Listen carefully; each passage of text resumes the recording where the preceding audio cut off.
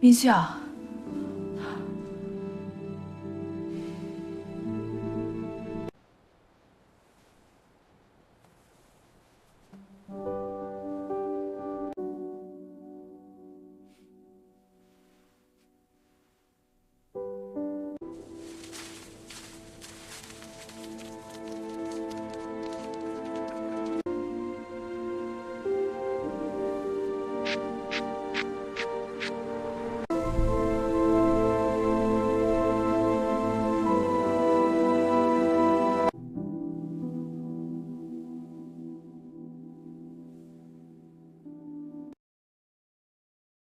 어느덧 해가 뉘엿뉘엿 지고 노을이 온 동네를 붉게 물들이던 늦가을의 오후였습니다.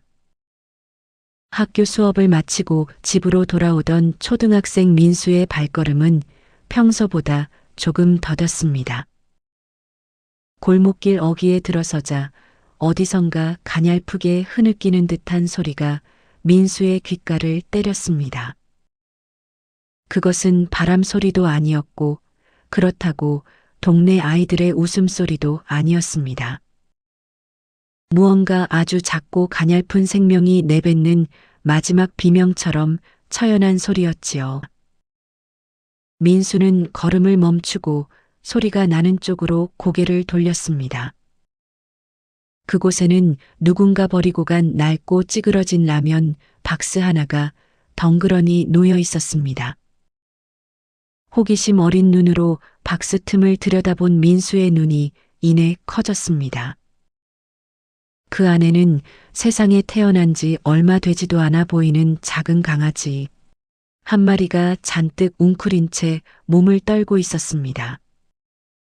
그런데 그 모습이 너무나도 참혹했습니다. 녀석의 하얀 털 위에는 누군가에게 매를 맞은 듯한 선명한 핏자국과 시퍼런 멍이 가득했고 뒷다리 하나는 제대로 펴지도 못한 채 덜덜 떨리고 있었습니다. 사람의 손길이 무서웠던 것인지 강아지는 민수가 다가가자 박스 구석으로 몸을 더 깊숙이 구겨 넣었습니다. 녀석의 맑은 눈망울에는 공포와 절망이 서려 있었고 가쁜 숨을 몰아쉴 때마다 작은 가슴팍이 파르르 떨렸습니다. 민수는 가슴 한구석이 아려오는 것을 느꼈습니다. 어느 누가 이 작고 예쁜 생명에게 이런 모진 짓을 했을까 하는 생각에 어린 마음에도 울컥 화가 치밀어 올랐습니다. 민수는 잠시 주변을 둘러보았으나 강아지의 주인처럼 보이는 사람은 어디에도 없었습니다. 오직 차가운 가을바람만이 골목을 훑고 지나갈 뿐이었습니다. 민수는 자신의 겉옷을 조심스럽게 벗었습니다. 그리고는 마치 깨지기 쉬운 유리그릇을 다루듯 아주 천천히 강아지를 옷으로 감싸 안았습니다. 녀석은 처음에는 움찔하며 피하려 했지만 민수의 온기가 전해지자 이내 힘을 빼고 축 늘어졌습니다. 그 작은 생명의 무게가 민수의 가슴에 묵직하게 전해졌습니다. 민수는 결심했습니다. 부모님께 꾸중을 들을지도 모른다는 두려움보다는 당장 이 아이를 살려야 한다는 마음이 더 컸습니다. 민수는 강아지를 품에 꼭 안은 채 집을 향해 달리기 시작했습니다. 집에 도착한 민수는 혹여나 부모님께 들킬까봐 숨을 죽이고 자기 방으로 조용히 들어갔습니다. 침대 밑 구석진 곳에 강아지를 눕히고는 서랍 깊숙한 곳에서 비상금으로 아껴두었던 용돈을 꺼냈습니다. 민수는 근처 편의점으로 달려가 강아지가 먹을 수 있을 만한 부드러운 통조림과 우유를 사왔습니다. 방으로 돌아온 민수의 보살핌은 그때부터 시작되었습니다. 수건을 따뜻한 물에 적셔 강아지의 몸에 묻은 흙먼지와 핏자국을 정성스레 닦아주었습니다. 굳어버린 피딱지를 떼어낼 때마다 강아지가 낮은 신음을 내뱉었지만 민수는 괜찮아, 이제 안 아플 거야라고 속삭이며 녀석을 안심시켰습니다.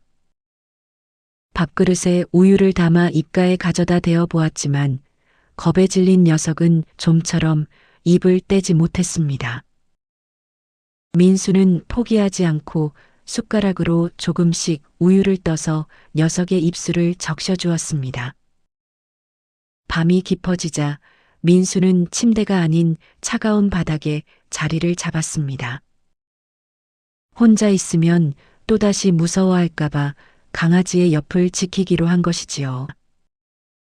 민수는 녀석에게 뭉치라는 이름을 지어주었습니다. 손뭉치처럼 작고 하얀 털이 꼭 살아나서 예전처럼 복슬복슬해지기를 바라는 마음에서였습니다. 뭉치는 밤새도록 끙끙거리며 앓았지만 그때마다 민수가 등을 토닥여주면 신기하게도 조금씩 진정되는 기미를 보였습니다. 그렇게 하루가 지나고 이틀이 지났습니다. 민수는 학교에 가 있는 동안에도 뭉치 걱정에 마음이 편치 않았습니다. 쉬는 시간마다 집으로 달려가고 싶은 마음을 억누르며 학교 종이 울리기만을 기다렸습니다. 집에 돌아오면 가장 먼저 방 안의 공기를 살피고 뭉치의 상태를 확인했습니다. 민수의 정성이 하늘에 닿은 것인지 3일째 되는 날, 아침 뭉치는 처음으로 스스로 머리를 들어 민수를 바라보았습니다. 그리고는 아주 느리지만 분명하게 힘없이 처져 있던 꼬리를 살랑살랑 흔들기 시작했습니다. 그것은 뭉치가 세상에 다시 내민 손길이자 민수에게만 보여주는 특별한 신뢰의 표시였습니다. 사람에게 모진 매를 맞고 상처 입었던 뭉치였지만 민수의 순수한 사랑 앞에서는 꽁꽁 얼어붙었던 마음이 녹아내린 것이지요. 민수는 그 작은 꼬리짓에 세상을 다 얻은 듯 기뻤습니다. 뭉치는 이제 민수의 발자국 소리만 들려도 귀를 쫑긋 세우고 꼬리를 흔들며 반겼습니다. 민수가 방에 앉아 있으면 녀석은 절뚝이는 다리로 엉금엉금 기어와 민수의 무릎 위에 턱을 괴고 잠이 들곤 했습니다. 민수는 그런 뭉치를 보며 생명의 소중함을 배웠습니다. 말 못하는 짐승이라 할지라도 진심으로 사랑을 주면 그 마음을 안다는 것을, 그리고 상처 입은 영혼을 치유하는 것은 거창한 약이 아니라 오직 따뜻한 체온과 꾸준한 보살핌이라는 것을 말입니다. 민수의 방 한구석에서 피어난 이 작은 기적은 그렇게 두 어린 생명 사이의 깊은 우정으로 단단하게 뿌리를 내려가고 있었습니다. 비록 밖에서는 찬바람이 불어오고 있었지만 민수의 방 안만큼은 세상 그 어느 곳보다 따뜻하고 평화로운 기운이 가득했습니다. 뭉치는 이제 민수 없는 삶을 상상할 수 없게 되었습니다. 민수 역시 학교 성적표보다 새로 산 게임기보다 뭉치가 밥 한 그릇을 비우는 것이 훨씬 더 중요해졌습니다. 매일 저녁 민수는 뭉치를 품에 안고 창밖의 별을 보며 속삭였습니다. 다시는 아프게 하지 않겠다고, 끝까지 지켜주겠다고 말입니다. 그렇게 소년과 강아지는 서로의 상처를 보듬으며 세상에서 가장 특별한 인연을 맺어가고 있었습니다. 사실 지난 며칠간 민수의 방은 세상에서 가장 거대하고 치밀한 비밀 기지였습니다. 학교 점심시간에 나온 소시지 반찬을 휴지에 돌돌 말아 주머니에 넣어오는 것은 민수의 중요한 일과가 되었습니다. 혹여나 기름기가 셀까봐 조마조마하며 뛰어온 민수가 주머니를 비우면 뭉치는 꼬리가 떨어져라 흔들며 그것을 받아먹곤 했습니다. 그 작은 입 오물거리는 소리가 부모님께 들릴까봐 민수는 짐짓 크게 헛기침을 하며 가요를 흥얼거리기도 했습니다. 한 번은 아버지가 갑자기 방문을 열었을 때 민수는 자기도 모르게 뭉치를 두꺼운 겨울 이불 속으로 쑤셔넣고 그 위에 털썩 주저앉아 버렸습니다. 엉덩이 밑에서 뭉치가 낑하고 짧은 비명을 질렀지만 민수는 아무렇지 않은 척 문제집을 푸는 신용을 했습니다. 아버지가 문을 닫고 나간 뒤 이불 속에서 삐져나온 뭉치의 헝클어진 털을 정리해주며 민수는 속삭였습니다. 미안해, 뭉치야. 조금만 참아. 내가 꼭 너 지켜줄게. 우리 나중에 돈 많이 벌면 마당 있는 집에서 맨날 뛰자. 민수는 학원 가기 전 행여나 뭉치가 짖을까봐 자신의 낡은 티셔츠를 깔아주었습니다.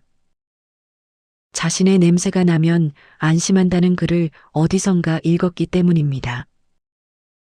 뭉치는 정말로 민수의 냄새가 배어있는 옷가지 위에 턱을 괴고 얌전히 그를 기다렸습니다. 그 작은 신뢰가 민수에게는 세상 무엇보다 큰 책임감이자 행복이었습니다. 평화롭던 민수의 방에 들이온 행복은 그리 오래가지 못했습니다. 꼬리를 흔들며 민수의 품을 파고들던 뭉치의 온기는 차가운 현실의 벽 앞에서 너무나 나약했습니다. 며칠간 몰래 숨겨 키우던 뭉치의 존재는 결국 털날림과 낯선 소리를 예민하게 알아챈 부모님께 들키고 말았습니다. 아버지는 노발대발하며 당장 이 짐승을 내다버리라고 고함을 치셨고 어머니 역시 빠듯한 집안 형편에 강아지가 웬 말이냐며 민수를 몰아세웠습니다. 민수는 무릎을 꿇고 빌었습니다.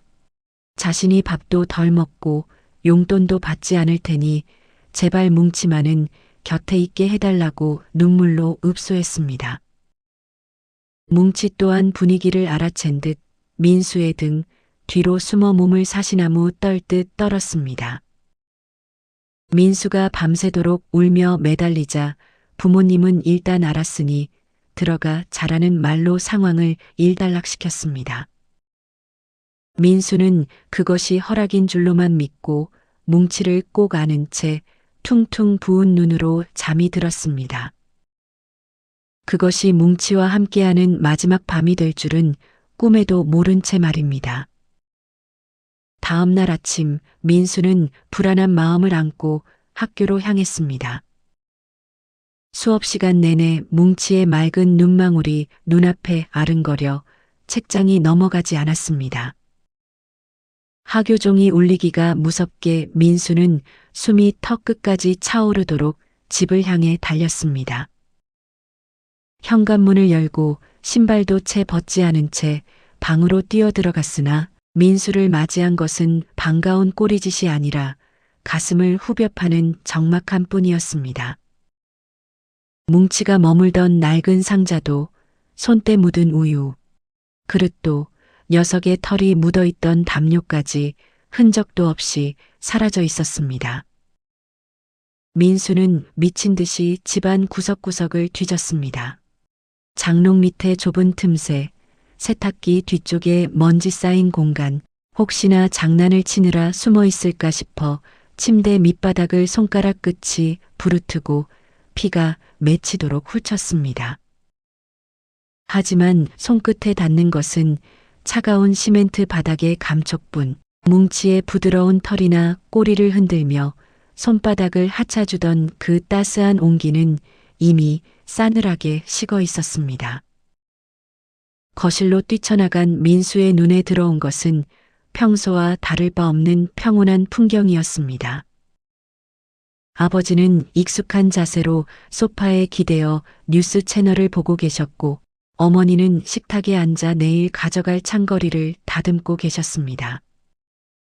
뭉치 어디 갔어? 내 강아지 어디 있냐고. 민수의 비명 섞인 물음에 아버지는 채널을 돌리며 무심한 목소리로 내뱉었습니다. 더 좋은 환경에서 잘 살 수 있는 곳으로 보냈으니 잊어버려라. 공부해야 할 놈이 개새끼한테 정신 팔려있는 꼴 더는 못 본다. 그 목소리에는 미안함이나 일말의 가책조차 없었습니다. 어머니 또한 다듬던 팔을 내려놓으며 거들었습니다. 민수야, 다 너를 위해서 그런 거야. 그 조그만 게 지저대고 털 날리는데 이 좁은 집에서 어떻게 키우니? 그 사람한테 용돈 할 만큼 돈도 좀 받았으니까 나중에 내가 대학 가면 그때 다시 생각해보자. 돈을 받았다는 어머니의 말은 민수의 심장을 난도질했습니다. 민수는 직감했습니다.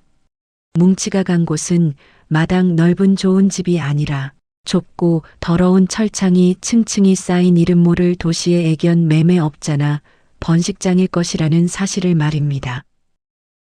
뭉치가 간밤에 민수의 가슴팍에 머리를 비비며 나누었던 그 신뢰의 눈빛이 겨우 몇만 원 혹은 10여만 원의 지폐 몇 장과 맞바뀌었다는 현실에 민수는 온몸의 피가 역류하는 기분을 느꼈습니다. 누구 맘대로 팔아? 그게 엄마 아빠 거야? 내 거야. 내가 밥 주고 내가 똥 치우고 내 친구였단 말이야. 민수가 식탁 위에 그릇을 쓸어버리며 포효했습니다. 사방으로 흩어지는 사기 그릇 파편처럼 민수의 이성도 산산조각 났습니다. 아버지는 벌떡 일어나 민수의 뺨을 후려쳤습니다. 둔탁한 파열음과 함께 민수의 고개가 돌아갔습니다. 어디서 부모한테 대들어. 짐승 새끼 하나 때문에 집안 꼴 잘 돌아간다. 너 한 번만 더 그게 얘기 꺼내면 그땐 내 짐까지 다 내다 버릴 줄 알아. 민수는 입술에서 터져나온 핏물을 닦지도 않은 채 아버지를 노려보았습니다. 그 눈빛은 더 이상 순종적인 아들의 눈빛이 아니었습니다. 차라리 나를 버리지 그랬어. 아빠한테 나는 그냥 말 잘 듣는 기계잖아. 뭉치는 내가 올 때 내 눈물을 하차줬단 말이야. 아빠가 나한테 한 번이라도 그래 본 적 있어? 아버지는 민수의 멱살을 잡아 방 안으로 거칠게 밀어 넣었습니다. 거기 들어가서 제정신 들 때까지 나오지 마. 쾅 소리와 함께 방문이 밖에서 잠겼습니다. 민수는 문고리를 부여잡고 발길질을 하며 소리를 질렀습니다. 하지만 돌아오는 것은 거실의 TV 볼륨을 더 크게 높이는 소리뿐이었습니다. 부모님은 민수의 슬픔을 사춘기 소년의 일시적인 발작 정도로 치부하며 소음 차단에만 급급했습니다. 민수는 그날부터 스스로를 어둠 속에 가두었습니다. 문틈새로 넣어주는 밥상은 손도 대지 않았습니다. 식탁 위에 놓인 따뜻한 국밥의 김은 민수에게 독가스처럼 느껴졌습니다. 다 너를 위해 사온 고기다라는 어머니의 가증스러운 목소리가 들릴 때마다 민수는 헛구역질을 했습니다. 뭉치가 차가운 철창 안에서 오물 섞인 사료를 먹으며 혹은 누군가의 매질 아래에서 민수의 이름을 부르짖고 있을지 모른다는 생각에 목구멍으로 밥알이 넘어가지 않았습니다. 밤이 되면 민수는 뭉치가 누워있던 빈자리를 손으로 쓸어내렸습니다. 장판 위에는 아직 뭉치의 짧은 털 몇 가닥이 남아 있었습니다. 민수는 그 털을 주워 소중하게 휴지에 싸서 가슴팍에 품었습니다. 녀석의 킁킁거리는 숨소리가 환청처럼 들려 번쩍 눈을 떴다가도 이내 그것이 정적뿐인 방 안의 공기임을 깨닫고는 베개가 흠뻑 젖도록 소리 없는 비명을 질렀습니다. 부모님이 믿었던 시간이 약이라는 말은 민수에게 통하지 않았습니다. 오히려 시간이 흐를수록 부모님을 향한 증오의 불길은 더욱 거세졌습니다. 거실에서 들려오는 부모님의 웃음소리는 뭉치의 비명처럼 들렸고 화목한 척 건네는 안부 인사는 민수의 영혼을 갉아먹는 칼날이 되었습니다. 민수는 이제 알고 있었습니다. 자신을 지탱하던 세계는 무너졌으며 다시는 예전처럼 마주 앉아 밥을 먹을 수 없으리라는 것을 말입니다. 민수는 어둠 속에서 뭉치가 마지막으로 하차주었던 손등을 보며 다짐했습니다. 이 집은 이제 집이 아니라 뭉치가 갇혀있을 그 차가운 철장과 다를 바 없는 감옥이라고. 민수의 눈은 생기를 잃어갔고 뺨은 하루가 다르게 훌쩍 패어갔습니다. 아이의 웃음소리가 사라진 집안은 마치 상을 당한 집처럼 무겁고 가라앉았습니다. 부모님은 시간이 지나면 잊힐 것이라 믿었지만 민수의 상처는 시간이 갈수록 골마 터져가고 있었습니다. 민수는 이제 부모님의 얼굴을 보지 않았고 말수도 완전히 잃어버렸습니다. 오직 창밖만 멍하니 바라보며 혹시라도 길 잃은 강아지의 낑낑거림이 들려오지 않을까, 기적 같은 발자국 소리가 들리지 않을까 간절히 기도하고 또 기도했습니다. 그것은 소년이 생전 처음 겪는 가장 처절하고도 지독한 이별의 고통이었습니다. 한편 어두운 밤 낯선 도심 외곽의 어느 낡은 창고 안에는 매캐한 기름 냄새와 짐승들의 비릿한 악취가 가득했습니다. 매질보다 무서운 것은 뭉치의 기억 속에서 민수의 목소리가 희미해지는 것이었습니다. 업자의 몽둥이가 머리를 때릴 때마다 눈앞에 불꽃이 튀었고 뭉치는 그 어지러운 불빛 속에서 환영처럼 보이는 민수의 얼굴을 붙잡으려 애썼습니다. 좁은 창고 안 썩은 물 한 모금조차 허락되지 않는 갈증 속에서 뭉치는 민수가 실수로 쏟았던 우유를 하차 먹던 그 평화로운 오후를 떠올렸습니다. 그 기억만이 차가운 콘크리트 바닥에서 버틸 수 있는 유일한 생명줄이었습니다. 마침내 쇠사슬을 끊어내고 밖으로 나섰을 때 뭉치를 맞이한 것은 자유가 아니라 거대한 어둠이었습니다. 뭉치의 네 발바닥은 이미 피투성이었습니다.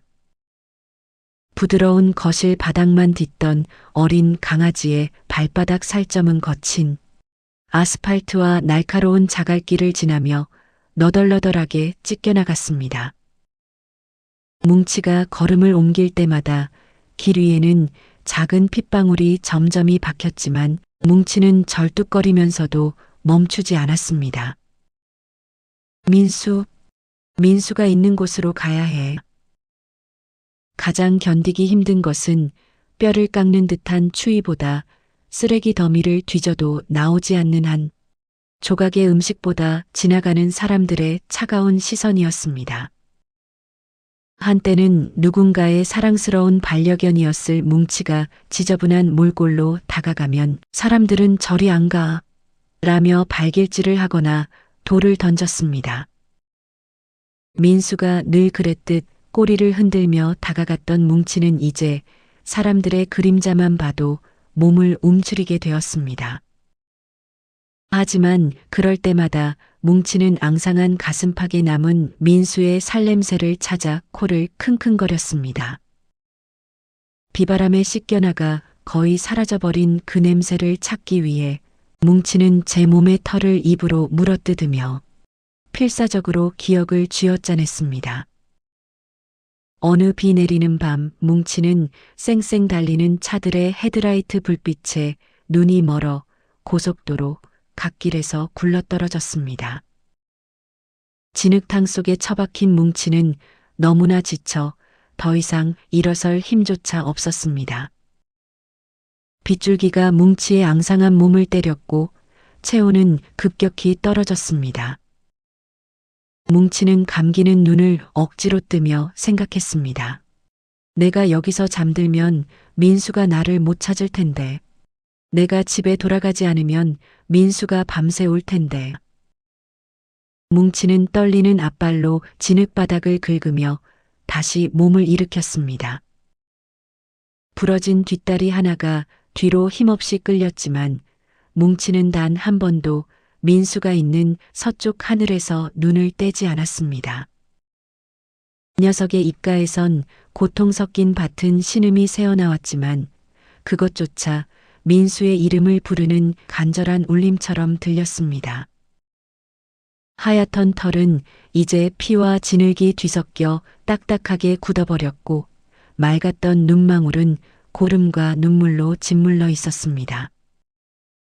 뭉치는 이제 자신이 얼마나 흉측한 모습인지 알지 못했습니다. 그저 민수의 방, 그 이불 밑에서 나누었던 그 소소한 온기 속으로 돌아가 다시 한번 민수의 손바닥에 제 머리를 기댈 수만 있다면 이 길 끝에서 죽어도 좋다는 생각뿐이었습니다. 뭉치는 그렇게 죽음보다 깊은 고통을 딛고 오직 사랑이라는 본능 하나에 의지한 채 절뚝이며 어둠 속으로 한 걸음 더 내디뎠습니다. 산길을 넘을 때는 더 큰 시련이 뭉치를 기다리고 있었습니다. 영역을 지키던 굶주린 들개무리가 작고 나약한 뭉치를 발견하고는 이빨을 드러내며 달려든 것이지요. 뭉치는 으르렁거리는 들개들에게 물어뜯기면서도 죽기 살기로 덤불 속을 파고들었습니다. 귀 한쪽이 찢기고 옆구리에 깊은 상처가 났지만 뭉치는 아픔을 느낄 겨를도 없이 오직 도망쳐야 했습니다. 아니, 돌아가야만 했습니다.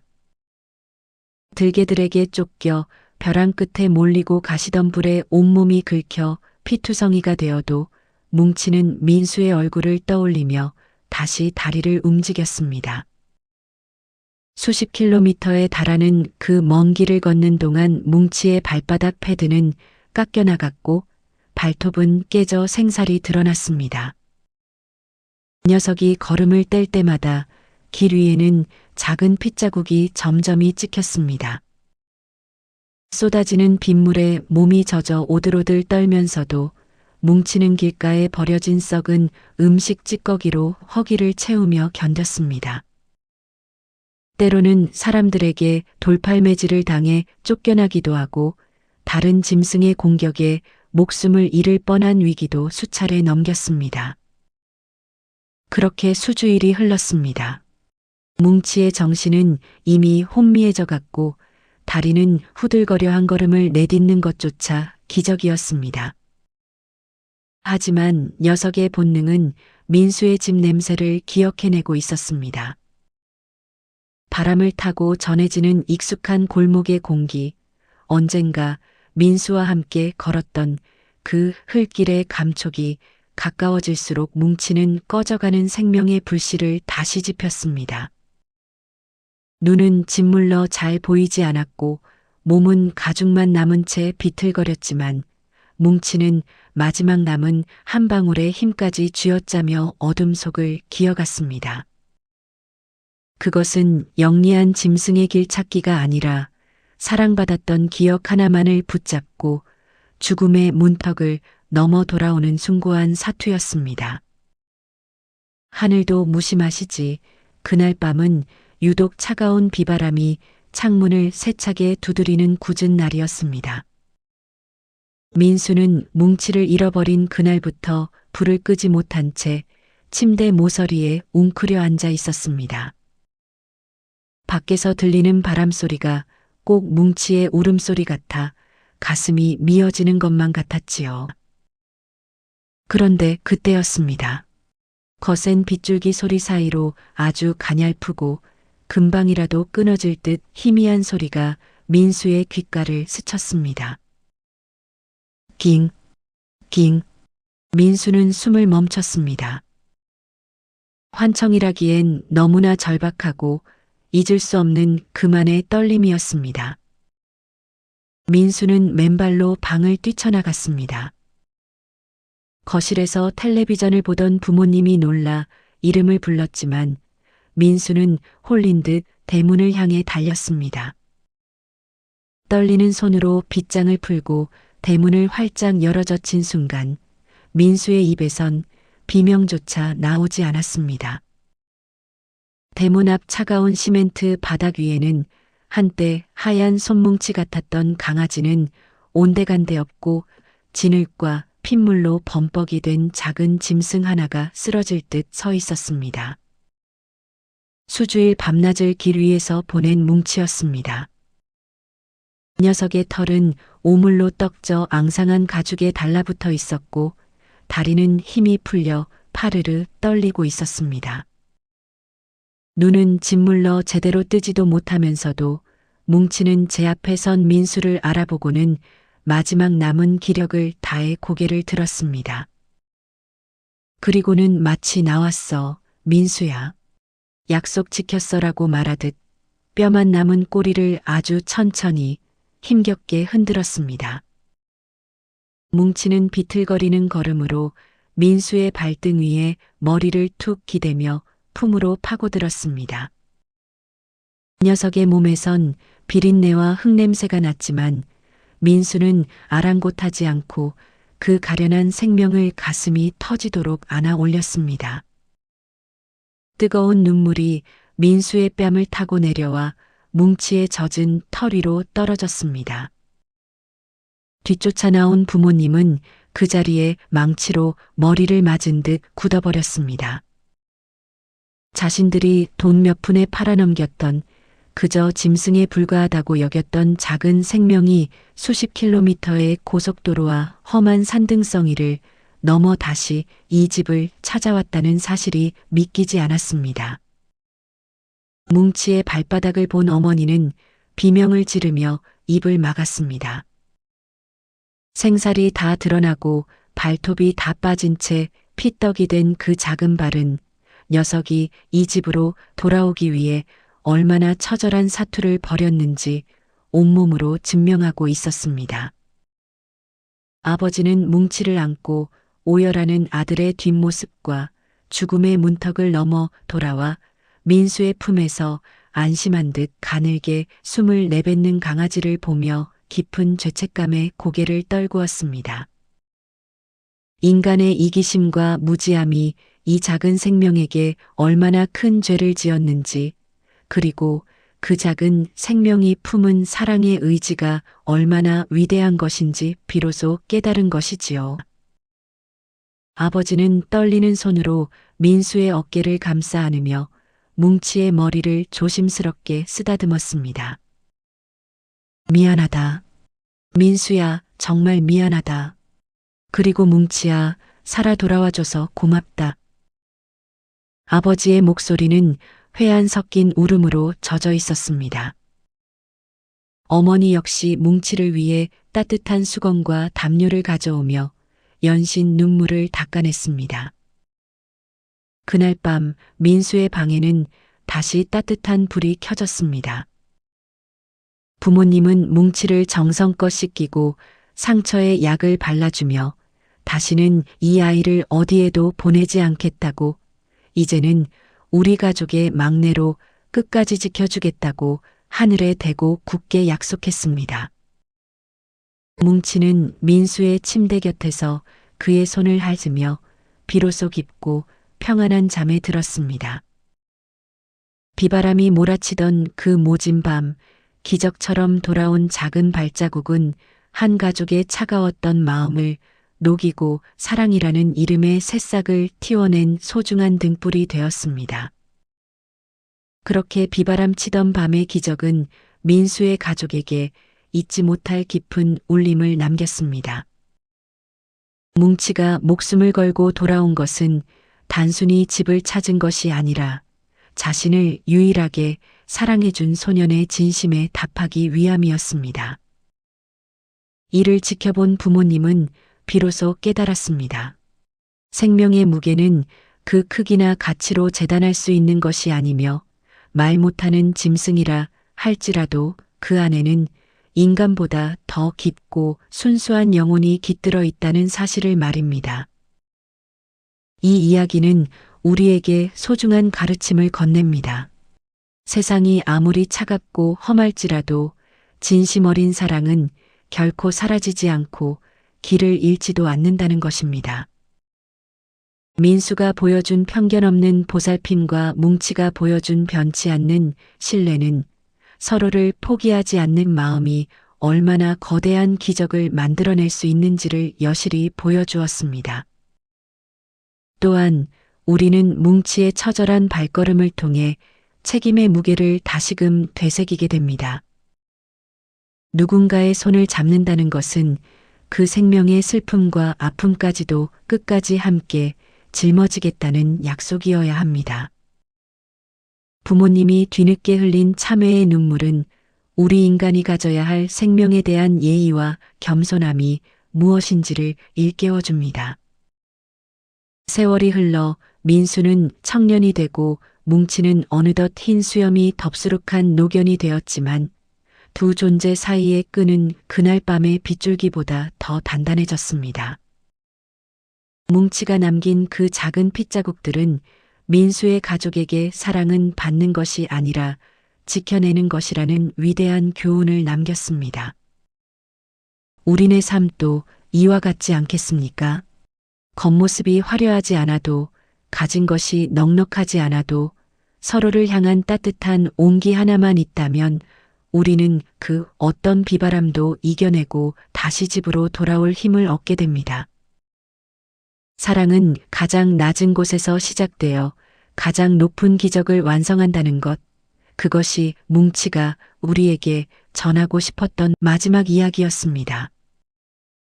긴 이야기를 들어주셔서 감사합니다. 재미있게 들으셨다면 좋아요와 구독 부탁드립니다. 감사합니다.